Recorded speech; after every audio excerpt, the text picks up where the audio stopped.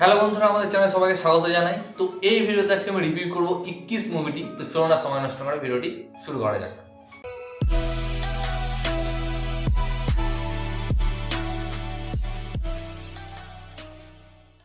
তো প্রথমেই আমি আপনাদের কাছে সরি চেয়ে নিচ্ছি, কারণ এই সিনেমাটি 1 জানুয়ারি রিলিজ হয়েছিল। প্রথমে রিলিজ হওয়ার কথা ছিল 25 ডিসেম্বর, বাট যেহেতু ধুরন্ধর চলছিল তো তার সঙ্গে যাতে ক্ল্যাশ না হয়ে যায় সেই কারণে ডেট পিছিয়ে দেওয়া হয় এবং পরবর্তীতে 1 তারিখে করা হয়। তো সিনেমাটা আমি দেখে ফেলেছিলাম, বাট আমি যেহেতু ছিলাম না সে কারণে ভিডিওটা করা হয়নি, অর্থাৎ রিভিউটা করা হয়নি। তো এখন আমি রিভিউ করছি। তো এই যে সিনেমাটি রয়েছে, সিনেমাটি ডাইরেক্ট করেছেন শ্রীরাম রাঘবন। তো তিনি দুর্দান্ত একজন ডাইরেক্টর। যারা শ্রীরাম রাঘবনের সিনেমা দেখেছে তারা জানবে তিনি কোন লেভেলের ডাইরেক্টর। তিনি বাদলাপুর, আন্ধাধুনের মতো দুর্দান্ত সিনেমা করেছেন। আরো সিনেমা রয়েছে, বাট এই দুটো সিনেমা তার কেরিয়ার বেস্ট বলা যেতে পারে। তো এই যে ডাইরেক্টরটা কেমন করলো এই 21 মুভিটি। তো সত্যি কথা বলতে এই মুভিটা নিয়ে আমি অনেক জায়গায় দেখলাম খুব কন্ট্রোভার্সিয়াল ব্যাপার চলছে। অনেকে বলছে হয়তো এই মুভিটা একটা প্রোপাগান্ডা ফিল্ম, বাট আমি মুভিটা দেখলাম, আমায় কিন্তু কোনো জায়গায় প্রোপাগান্ডা লাগেনি। তো এই যে মুভিটা সেকেন্ড লিউটেন্যান্ট অরুণ ক্ষেত্রপালের ওপরে তার জীবনী নিয়ে তৈরি করা হয়েছে।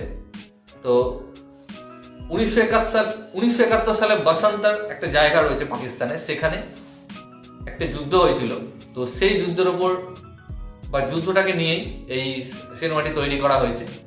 তো সেকেন্ড লিউটেন্যান্ট যিনি রয়েছেন অরুণ ক্ষেত্রপাল, তার যে রোলটা করেছেন আগস্তা নন্দা। তো আপনি হয়তো জানবেন ইনি হচ্ছেন শ্রী অমিতাভ বচ্চনের নাতি। তো কেমন হলো তার এই জার্নিটা, হয়তো অনেকে নেপোটিজম ভাবছেন, বাট নেপোটিজম হলেও তার অ্যাক্টিংটা এই সিনেমায় বেশ ভালো। এবং যেহেতু গল্পটা বিশাল একটা ইম্প্যাক্ট রয়েছে গল্পটার মধ্যে, গল্পটা খুব একটা সলিড গল্প, যেহেতু একটা ট্রু স্টোরি থেকে ইন্সপায়ার। এবং অন্যান্য যে ওয়ার মুভি রয়েছে তাদের মতো নয়।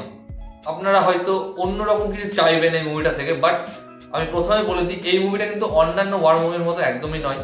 এটা সম্পূর্ণ অন্য ধরনের একটা ওয়ার মুভি, যেখানে আমরা সবকিছু দেখতে পাই। অরুণ ক্ষেত্রপালের জীবনে যা যা ঘটেছিল একেবারে শুরু থেকে শেষ পর্যন্ত সব দেখানো হয়েছে। এবং তিনি হচ্ছেন প্রথম কম বয়সী যিনি পরমবীর চক্র পেয়েছিলেন। হ্যাঁ, এই সিনেমাটার নাম যে দেওয়া হয়েছে 21, তো তিনি 21 বছর বয়সেই শহীদ হয়েছিলেন এবং তার বয়স এখনো বাড়েনি। অর্থাৎ যেহেতু তিনি শহীদ হয়ে গেছেন 21 বছর বয়সে, সেই কারণে তিনি এখনো 21 বছর বয়সেই রয়ে গেছেন। তো অনেক জিনিস এই মুভিতে দেখানো হয়েছে, অনেক জার্নি দেখানো হয়েছে এবং তার বাবাকেও দেখানো হয়েছে। তার বাবা সেখানে গিয়েছে যেখানে তার ছেলে যুদ্ধ করেছিল, সেখানে ঘুরেছে। অর্থাৎ পাকিস্তানেরও কিছু সিন আমাদের দেখানো হয়েছে।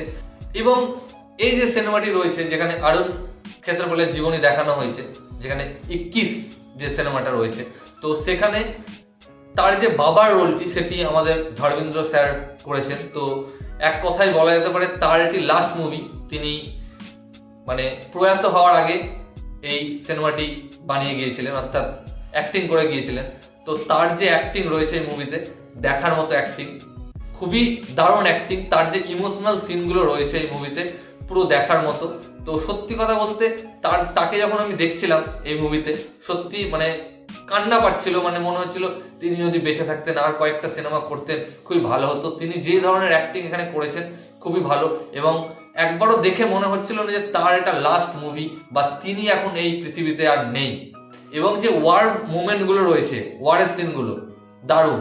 আপনি যখন ওই ওয়ার সিন গুলো দেখবেন, মাত্র 21 বছর বয়সের একজন ছেলে, এক কথায় বলা যেতে পারে বাচ্চা ছেলেই বলা যেতে পারে, বীরত্বের মতো লড়েছেন আর কি। এরকম বীর খুব কমই জন্মায় আমাদের দেশে, তাকে তো একটা স্যালুট জানাতেই হবে। তো তিনি মোটামুটি প্রায় 14-15টা ট্যাঙ্ক একাই প্রায় ধ্বংস করে দিয়েছিলেন। তিনি একাই লড়েছিলেন। কি ধরনের তিনি একজন সেনা ছিলেন। তো এতটুকুই বলবো, যদি মশালা আপনি চান এই মুভিটাকে মানে মুভিটার মধ্যে, তো একদম পাবেন না। একবারে সিম্পল স্টোরি এগোতে থাকে এবং যে মূল যে কাহিনী রয়েছে সেটা একেবারে ঠিক জায়গায় নিয়ে যায়। তো এই ছিল আমার ভিডিওটি ভালো লাগলে অবশ্যই ভিডিওটাকে লাইক কমেন্ট শেয়ার আমার চ্যানেলটিকে সাবস্ক্রাইব করুন এবং আমাকে ইনস্টাগ্রামে ফলো করতে পারেন, লিঙ্ক আমি ডিসক্রিপশনে দিয়ে দেবো ভিডিওটি দেখার জন্য। থ্যাংক ইউ, ধন্যবাদ।